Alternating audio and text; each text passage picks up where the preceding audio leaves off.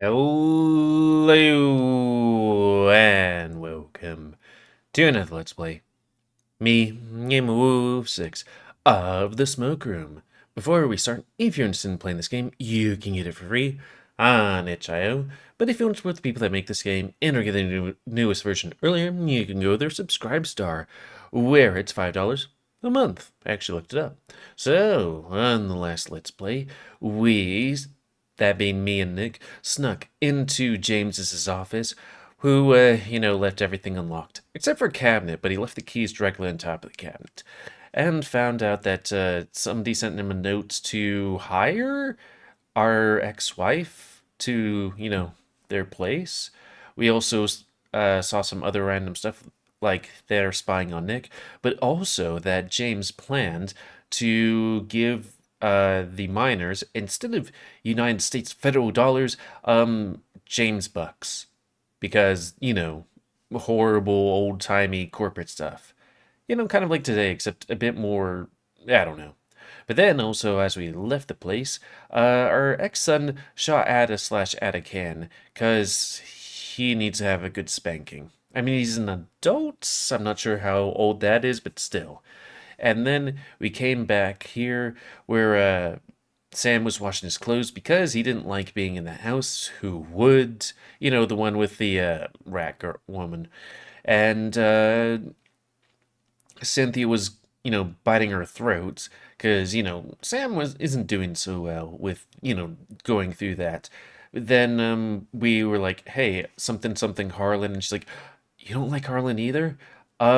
So we found a chest inside a panel that had a lock of my mom's hair, and Harlan is really weirding us out. And I found this note about him and Dora. He's trying to get Dora to do something, and I'm suspecting he's the murderer, the serial killer, because I mean they might leave that just, you know, not touching it, just to be hacking, but who knows? But then, as we're mid-conversation, a certain stoat decided to butt in.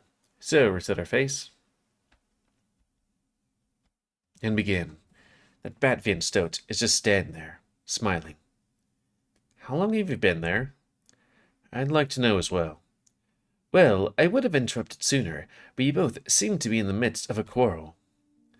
Mr. Howlick. He clears his voice. Mr. Tibbets, if you please. Mr. Tibbets. I am working as quickly as I can to apprehend the instigator behind your assault. If this is your quick work, then I certainly wouldn't want to see your slow work. I'll let you know if I think of anything, Mr. Tibbets. He waves a paw dismissively. Well, don't let me distract you. Easier said than done. He opens his mouth again, but gets interrupted by the door opening, and another person comes in. It's just Sam, again. I couldn't hear any shouting from the hall, so I took it that was a good sign. When Sam sees Mr. Tibbets, he has a look like he walked in on a picture show of himself plastered on the wall. Oh, why, if it isn't Samuel. Oh. Well, if it isn't Mr. It's nice to see some Sam every now and then, but man, he is big. The room is so quiet again. It's so quiet, I can hear the piano in the saloon playing through the walls. Tibbets. Right. Sorry. It's been a long day for me. It has been a long day for all of us. Still ain't over. The wave of fatigue rolling its way through my body is starting to give me jitters. I could really use a smoke right now. Sam looks from my face to hers. Look like he's putting together that we ain't done talking. Good news, Tibbets. Huh? Tonight's your lucky day. Why don't we get to know each other a little more down at the bar? The bar? That didn't go so hotly the first time. Just relax, and don't do anything to stand out. He opens the door and beckons the weasel outside. I'll even buy you a drink. A drink? A cheap one. Well, if money's an issue, then I'll buy the drink. He wags his pointer digit. There's no need to be frugal if the alternative is swill. Sam gives me a look, like I owe him more than a few favors, as he steps out the door. Listen, Miss Sally, I know that you don't trust me. Frankly, I understand why.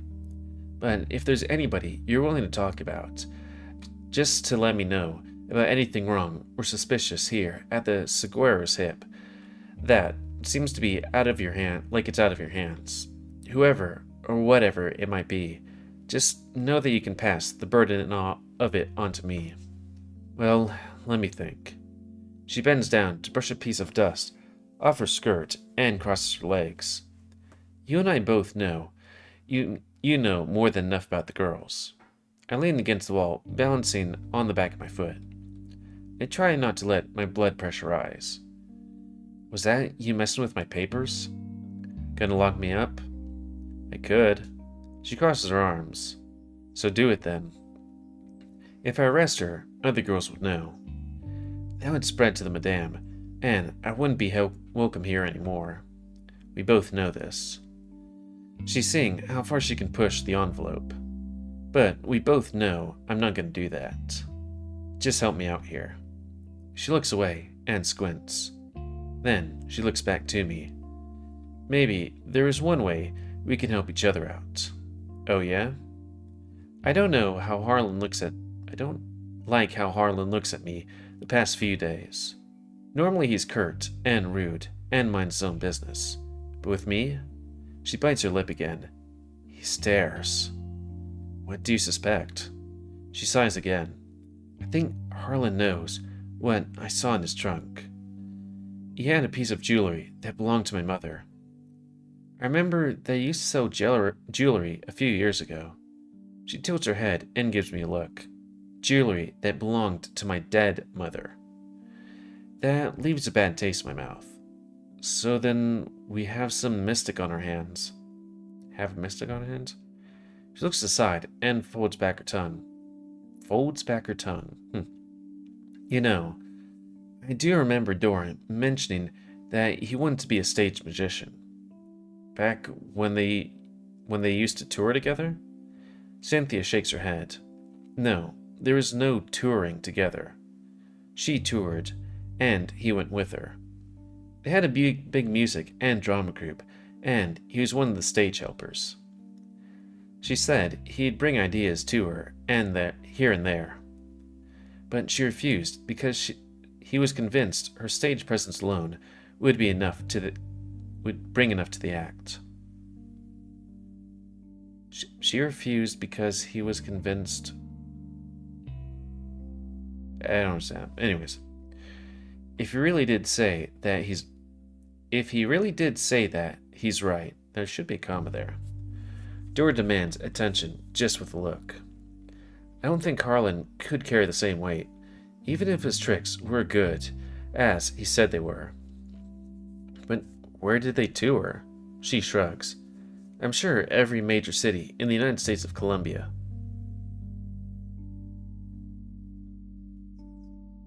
Is this one of those things where it's like... I'm just going to look it up. United States of Columbia? Huh. Well, there is a United States of Columbia, though I guess that's just Columbia? That's a weird place to go touring, at least personally, you know? Reset face. Dora was really big. She sighs again, but this time it's a dreamy one. Dora's delight, the soul of the Magnolias, would pay more than a pretty penny to go see that swan song if I was able to be there 15 to 20 years ago. Surprised you don't remember seeing posters of her yourself, being the big city man that you were and all. I probably did see the posters, but I think I would have been 16, maybe 17.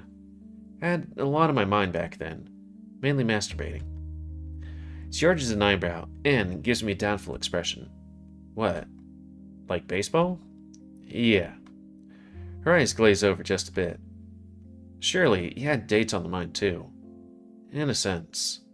Sports were encouraged.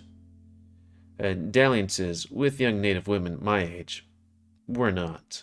But we were in New York, weren't we? I mean, maybe it's one of these things where it's like they're different species, different races kind of thing. And especially not the boys. Doing what my father wanted always came first. He had his ways of making sure that happened. She scowls. A real papa's boy, huh? I shrug and pocket my hands. I dared not refuse. Either way, we didn't have the best relationship at the end. I hear you don't have the best relationship with your son either. I shrug at her. I suppose neither of us want one. She folds her hands. You sure about that? I asked him. If a boy says he has a warrior's heart, then I believe him. When you become a warrior, your family becomes your unit. I know him well enough to know that he wants wants that more than me or Hattie's doing on him for the rest of his life. I know well enough to know that he wants that more than me or doting on him for the rest of his life. If there's one thing I always give that boy, it's his right to have his choices. After all, he never gave me one. Never. She raises her eyebrows. So what's the deal? Suddenly, I've talked enough about myself to get a peek past those steel bars of yours. I shrug. That's generally how conversations go with me. Keep things simple. You really think it's fair, though? I shake my head. I'm not so interested in fair. I just don't want to see more people get hurt if Harlan Perkins is involved in something bigger than himself. Help me or don't. She sits on the chair next to the washing basin. If there's anything damning on him, I'll bet it's in his office. She frowns, but it's locked up tight. Nobody ever goes in there. What are you thinking? Mystics believe in shit because they want to. Maybe if you give him one of your worst pieces of jewelry and tell him what he wants to hear, he'll let us in. I don't think he'd let either of us into his office. Maybe not us. But what about Sam? She folds her arms again. Well, I never see him stare at Sam the way he stares at me. He owes me a favor anyway. What, Sam? You sure you want to waste it helping on me? On helping me. It's not entirely for you. I just want to know what other nasty surprises he might have hiding. Let's go talk to Sam once he's finished with Mr. Tibbets. When I open the door, I see a few girls run around the corner, whispering and giggling before they disappear. The bar is packed. That's typical for a mid-afternoon on a Sunday. But I don't have to see him to know where Sam's sitting. He'll be at his usual spots, in the corner. As I approach it, I can hear that I was right. Does it shine? Yeah. Can I find it at the bottom of a river? Yep. Is it a mineral? Nope. The weasel leans into the table, crossing his hands. How many questions am I at? 17. That's one of your questions, by the way. That doesn't count. Yeah, huh?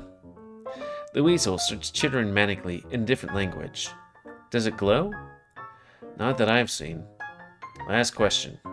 Okay. Is it bigger or smaller than half a meter? What's a meter? What do you mean, what's a meter? I mean, what is a meter? Ah, right. It's, the size of 3 feet. My feet, or your feet. Okay, now you're just trying to vex me, Samuel. A foot is 12 inches, I think. Oh, well, I know a thing or two about inches, actually. Then, in that case, I suppose it depends. What do you mean, it depends? Time to take another guess, Mr. Tibbets. What am I thinking of? The weasel rubs his temples with his hands and makes a groaning sound. Then he stops and smiles. I might need a sneeze. Give me...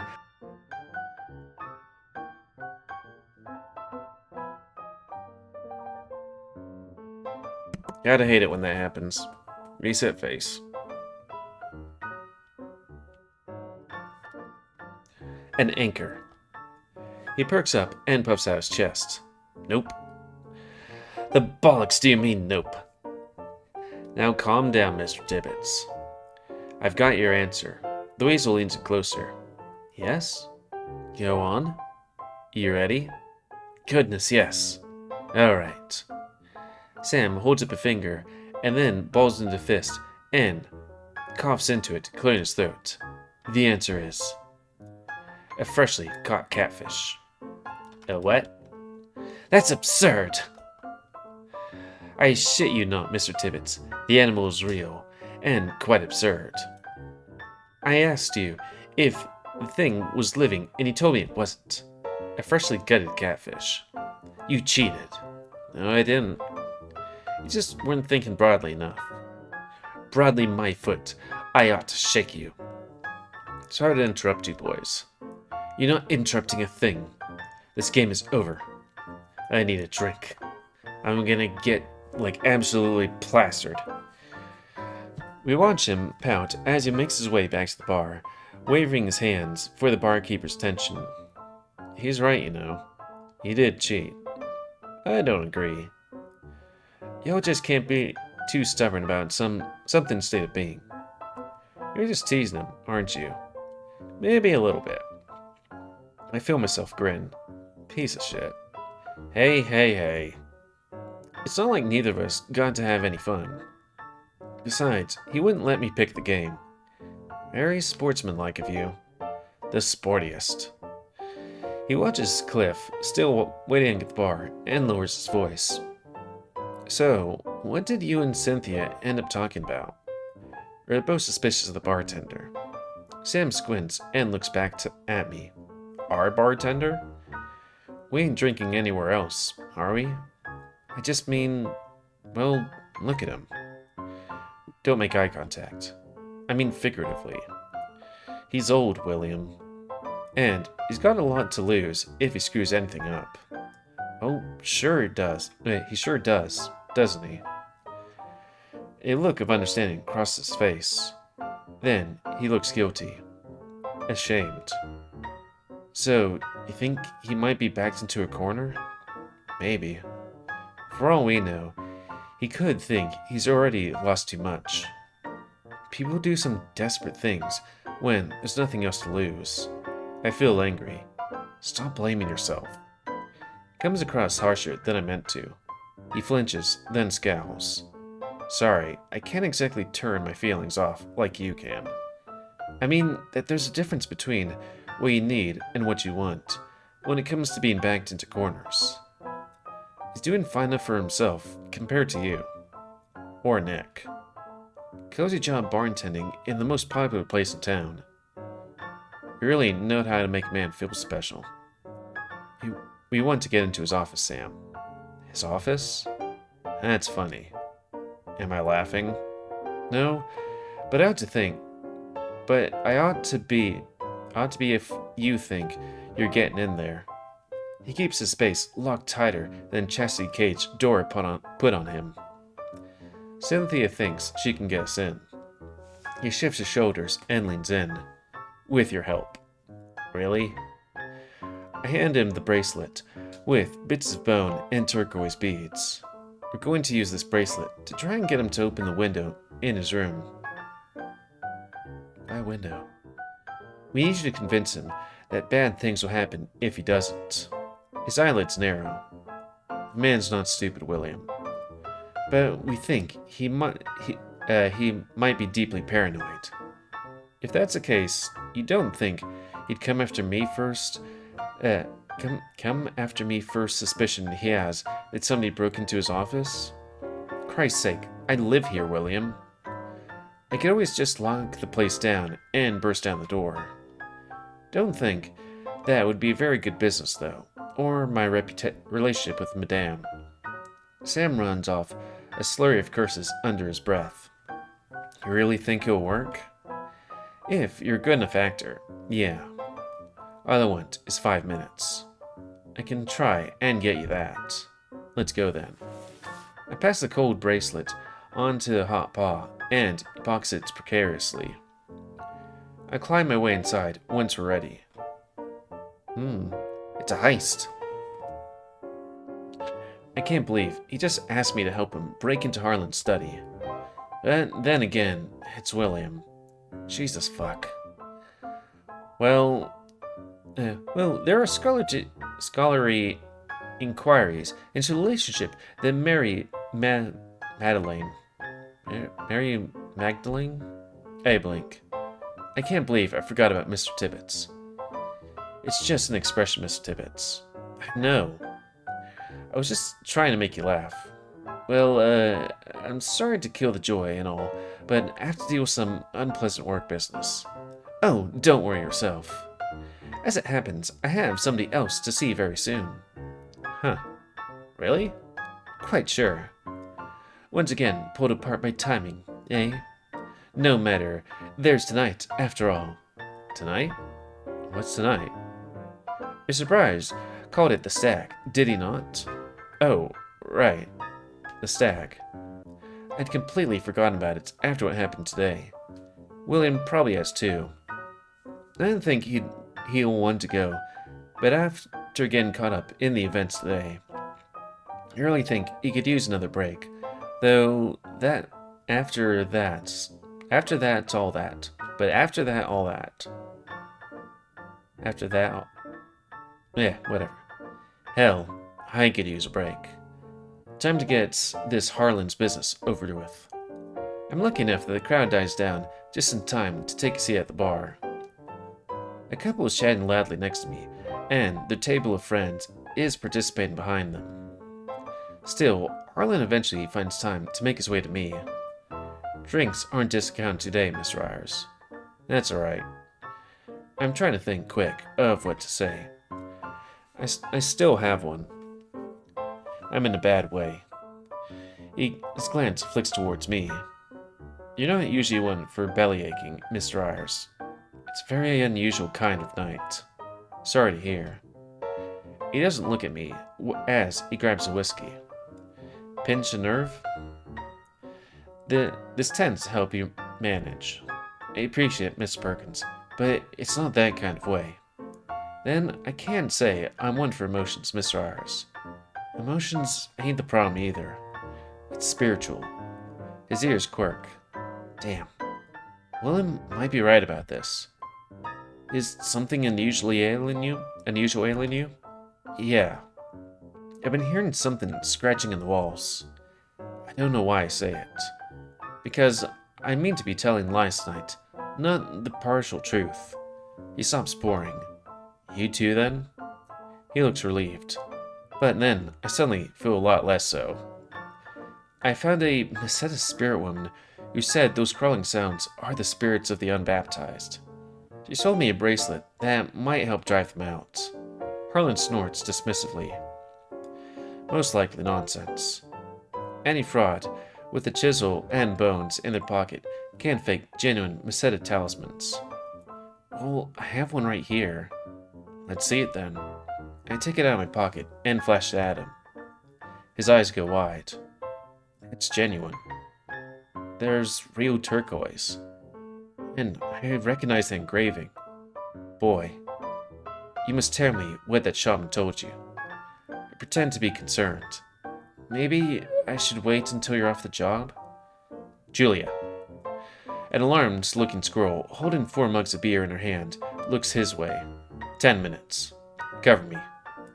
She nods quickly, and before I can speak, he's lifting the latch on the bar. Let's go to the hallway. He doesn't wait for me to agree, but I follow. Ooh, new background. Once I'm there, he looks at my pocket again. Take it out. I don't hesitate. It jangles pleasantly as I hold it in my hand. Who said this is one of the worst ones, her worst ones, supposedly. Cynthia does a really good job with these. Now, I want you to tell me exactly what the shaman said. Right. Let me try and remember. It's time to engineer an incredible lie. Man, I would hate to be Sam at this moment where it's like, well, I have to lie on the spot. The first thing she told me was that the souls of the lost get real sore about being in buildings or not being in buildings. Home is something that they used to know and miss. And more importantly, our structures are full of living people. So what? So they want to be near those people. Especially ones that they can hurt, or the ones they think are close to death. He's taken aback by that. And how would they know who is or isn't close to death? Can't say. And I didn't ask. I keep thinking he's going to scoff and walk away any minute. But he's still listening. Spirits are part of this world, but also part of another. Which is why they can move through some things, but get stuck in other things. How so? You said sometimes they can move through floorboards and bodies like they're made of water. Bullshit. Sometimes it's like the walls are like hard rock. Bullshit. And then there are in-betweens where sometimes that hard rock gets more like spring pudding. And anytime these medians can go back to rock again, and they get trapped. Pure bullshit. So how could you get rid of them if they were stuck in something as hard as rock? Well, according to her, it's easiest for them to enter your body while you're dreaming. That's when they can do the most harm, and try to hitch a ride quicker by shortening your life. So a lot of them get drawn to where you sleep the most. Where I sleep is my study. I see. That should work. The first thing we have to do is to go in there and open your window. Hare doesn't wait to ask for an explanation why. He's already fumbling with the keys in his belt loop, searching for the right one in study. So wait, why is it that, like, Harlan's like, yeah, we'll take the thing, even though we're like, yeah, I'm the also one, with the, hearing scratching in the walls. I follow him through the hall to the big door. He opens it wide, about to close it again from the inside. You should always leave it open a crack. I lick my lips nervously, for the spirits that are stuck to slip through. The Hare's lips tighten, but he nods. As I look into the room from the outside, and his body's turned away from me, two shadows in front of me slip inside. All of the hairs on the back of my neck stand up, because I'm starting to believe my own bullshit. But then I can see that it's just Will and Cynthia. Cynthia, being that quiet is one thing, but considering how big Will is, it's a little unnerving. They're both crouching behind some furniture in the dark, as Harlan turns around and walks towards me. How did they get in there? Wasn't he just in there? I don't know. Well, I think with that scene change right there, and us becoming William, that is a good time to call it. Hyena. So that's going to be the end of this Let's Play. So please comment, cause I like comments. Tell me what you like, dislike, tips, tricks, otherwise. If you like my YouTube and like to see it grow, then please like, subscribe, and check out our videos to help it grow. Please remain new animals have control the pet population. And if you want to play this game, it's available free on itch.io. But if you want to support the people that make this game and are getting the newest version earlier, you can go there, subscribe star. It's $5 a month. But you may need to learn to enunciate things. Hey, not yawn all the time. And until next time, another Let's Play, me, GamerWolfSix of the Smoke Room. So thanks and see ya.